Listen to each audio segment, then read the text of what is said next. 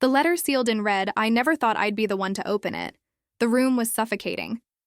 Not because it was small. No, my father's study was vast, with mahogany panels stretching to the ceiling and windows overlooking the estate. But because of the silence. The kind of silence that presses against your chest, that makes every breath feel like an intrusion. 12 of us sat around that massive oak table, and not a single word was spoken. Just the occasional rustle of expensive fabric, the creak of leather chairs, and the relentless ticking of the grandfather clock in the corner, counting down the seconds until everything changed. My father had been dead for 3 days. The funeral was earlier that morning, a spectacle of grief performed for the benefit of the town's elite. Black veils and designer suits. Tears that dried the moment the cameras stopped flashing. I watched my siblings play their parts perfectly. Marcus, the eldest, standing tall with that calculated expression of somber dignity. Elena, draped in widow's black even though our father wasn't her husband, dabbing at dry eyes with a silk handkerchief. And then there was Victoria, the youngest, who actually seemed upset. Though I suspected it had more to do with the uncertainty of her inheritance than any real affection for the man who'd barely acknowledged her existence. Now we were here, in the room where my father had spent most of his life, surrounded by the artifacts of his success. Oil paintings of stern ancestors, shelves lined with first editions he'd never read, a globe that cost more than most people's cars. Everything in this room screamed wealth, power, legacy. Everything except us. We were just the broken pieces he'd left behind, waiting to see which of us he'd deemed worthy of picking up. I sat between my younger brother James and my cousin Charlotte. James's knee bounced nervously under the table, a habit he'd had since childhood. Charlotte sat rigid, her manicured nails drumming an anxious rhythm against the armrest. Across from me, Marcus caught my eye and held it for a moment too long. There was something in that look. A warning? A threat? With Marcus, it was always hard to tell. The lawyer, Mr. Blackwood, stood at the head of the table, adjusting his wire-rimmed glasses. He was ancient, probably in his 80s, and had been my father's attorney for longer than I'd been alive. He cleared his throat, a wet, rattling sound that made Elena visibly cringe. "Thank you all for being here," he began, his voice thin and reedy. "I know this is a difficult time. Let's skip the pleasantries, shall we?" Marcus interrupted, leaning back in his chair with practiced ease. "We all know why we're here." Mr. Blackwood's jaw tightened, but he nodded. Even in death, my father's children commanded the room like he once did. "Very well. Before we proceed with the formal reading of the will, there is a matter. Something your father insisted be handled first." He reached into his leather briefcase and pulled out an envelope. Everything about it was wrong. It wasn't a standard legal envelope. White, crisp, impersonal. This was something else entirely. Heavy parchment, cream-colored and textured like aged skin. And there, pressed into the flap, was a seal. Deep crimson wax, embossed with my father's signet ring, the one he'd worn every day of his life, the one that had been buried with him just hours ago. The sight of it sent a chill through the room. I felt it in the sudden stillness, the way breathing patterns changed. Even Marcus straightened in his chair. Mr. Blackwood placed the envelope in the center of the table, and for a moment, we all just stared at it. The wax gleamed in the afternoon light streaming through the windows, looking wet, looking fresh, looking impossibly like blood. "What is that?" Victoria's voice cracked slightly. She was only 23, still young enough to let fear show on her face. "A letter," Mr. Blackwood said simply, with specific instructions. "It's addressed to all of you, but your father was quite clear. Only one person may open it." His eyes swept across our faces before landing on mine. "He chose you." The room erupted. "That's absurd," Marcus started. "Why her?" Elena demanded. "She barely visited him the last 5 years. This is clearly a mistake." Charlotte's voice rose above the others, but through all the chaos, all the protests and accusations, I couldn't look away from that envelope. My father had chosen me, not Marcus, the heir apparent who'd spent his entire life learning to run the family business. Not Elena, who'd moved back into the estate to care for him in his final years. Not any of the others who'd stayed close, who'd played their roles, who'd waited patiently for this moment. Me, the one who'd kept her distance. The one who'd built a life away from this house and all its ghosts. Silence. Mr. Blackwood's voice cracked like a whip, surprising us all. He was frailer than my father had been, but in that moment, he carried the same authority. These were your father's explicit wishes. You may contest them after the fact, but protocol must be followed. My hand shook as I reached for it.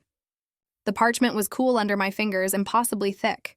The weight of it felt significant, like I was holding something alive. I could feel everyone watching me, 12 pairs of eyes burning into my skin, waiting, judging, resenting. I slid my finger under the wax seal. It cracked with a sound like breaking bone.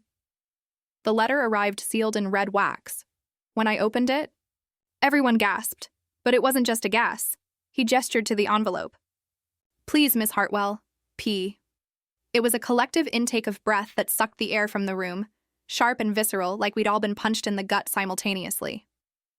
Because the letter that unfolded in my hands wasn't what any of us expected. The handwriting was unmistakable. My father's sharp, angular script, each letter pressed into the page with force. But it wasn't a standard will. It wasn't a list of assets or legal jargon or the cold, impersonal language of death and inheritance. It was a letter. To each of us. By name. I started reading aloud, my voice barely above a whisper. To my children, and to those who have considered themselves part of this family, if you are reading this, I am dead. Good, I no longer have to pretend. Victoria let out a small, strangled sound. James's knee stopped bouncing. I continued. I spent my life building an empire, accumulating wealth, creating a legacy. And I spent just as much time watching all of you circle like vultures, waiting for me to die so you could pick at the remains. So before we get to who gets what, I think it's time we address who you really are. My mouth went dry. I knew I should stop. I knew whatever came next would destroy us. But I couldn't. My father's words pulled me forward like a current, and I was drowning in them. Marcus. I read, and my brother's name hung in the air like an accusation. My firstborn, my heir, my greatest disappointment. Did you think I didn't know about the accounts? The money you've been siphoning from the company for the past 7 years? 3 million at last count. You've been stealing from your own inheritance. How delightfully stupid, Marcus's face drained of color. That's a lie. Elena, I continued, my voice gaining strength now, pushed forward by a horrible momentum I couldn't control. My devoted daughter, except we both know devotion isn't why you moved back home, is it? You needed somewhere to hide after your husband found out about the affair? Tell me, does his brother know you're still sending him letters? Or that you've been slowly poisoning his trust in his own marriage? Elena stood up so fast her chair crashed backward. How dare you? This is Charlotte. The name silenced the room again. My cousin's face was frozen, eyes wide. You've always been family, haven't you? Except you're not. Your mother lied to everyone, including you. Your real father wasn't my brother. It was the gardener. You have no claim to the Hartwell name. You never did. Charlotte made a sound like she'd been stabbed. Tears streamed down her face, but she didn't move, didn't speak. She just sat there breaking. I wanted to stop. God, I wanted to stop. But the letter continued, and with it, my voice. Mechanical now, detached. Because if I let myself feel what I was reading, I would shatter. James, my youngest son. Still chasing your father's approval, aren't you? Still trying to prove you're worth something. That's why you forged my signature on those documents, isn't it? Thought if you closed that deal in my name, I'd finally see you. I saw you, James. I always saw you. I just never cared. James's face crumpled. He pressed his hands against his eyes, shoulders shaking with silent sobs. Victoria, stop. Victoria screamed, standing up, backing away from the table. Stop reading. I don't want to hear it. But I couldn't stop.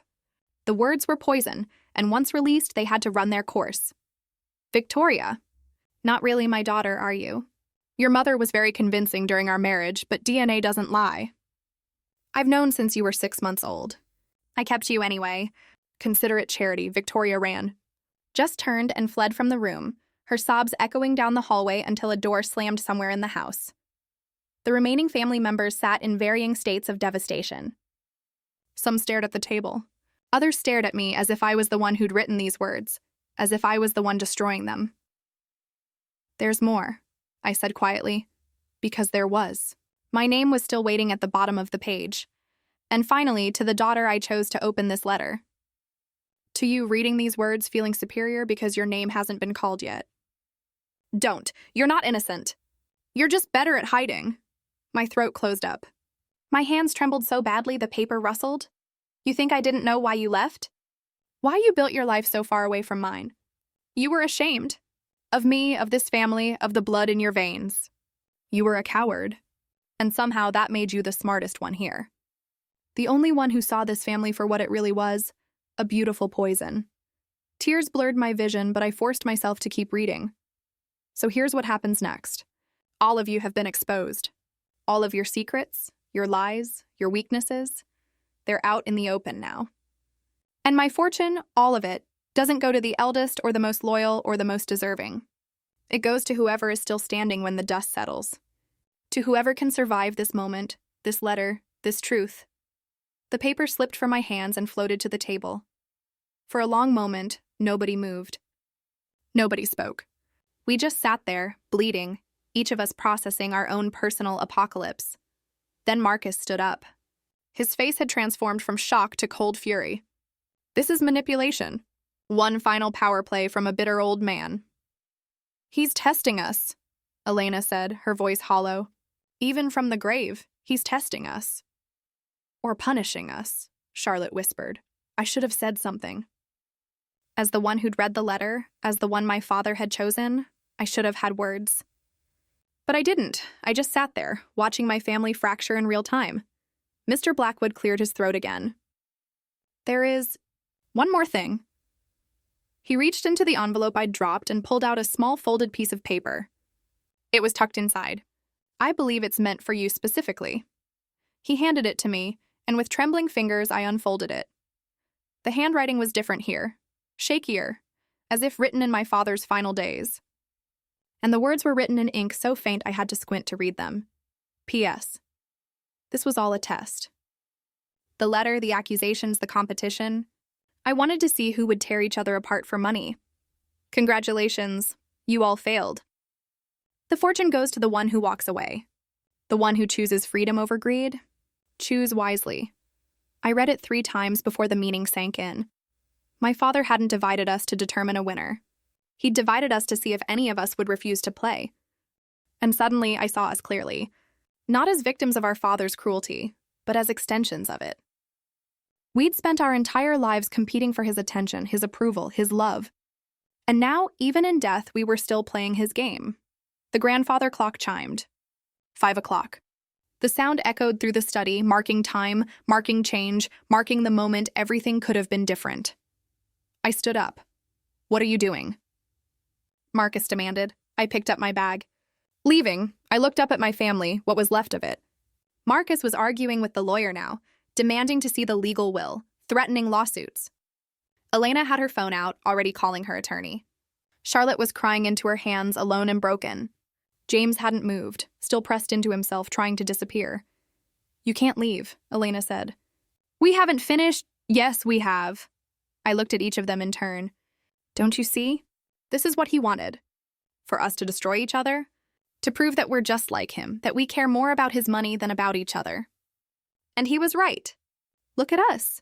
So what, you're just walking away? Marcus's voice dripped with disdain. Very noble. Very convenient. You'll be back. I paused at the door.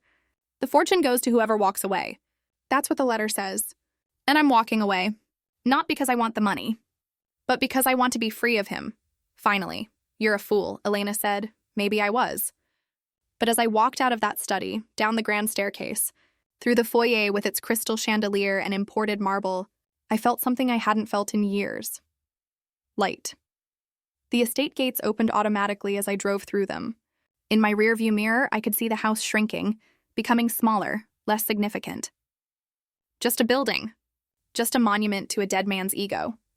My phone buzzed with text messages, Marcus threatening legal action, Elena calling me selfish, Charlotte begging me to come back. I turned it off. 3 weeks later, I received a letter from Mr. Blackwood. The fortune had been liquidated and donated to charity. My father's final joke. There never was a winner. There was only the choice to stop playing. I burned the letter in my fireplace and watched the ashes float up into the night sky. Somewhere in those ashes was my father's legacy. His empire, his tests, his cruelty, all of it reduced to smoke and carried away by the wind. And I was finally, truly free. The letter arrived sealed in red wax. When I opened it, everyone gasped. But the real shock wasn't what was inside. It was realizing I'd been waiting for permission to walk away my entire life. And that day, I gave it to myself.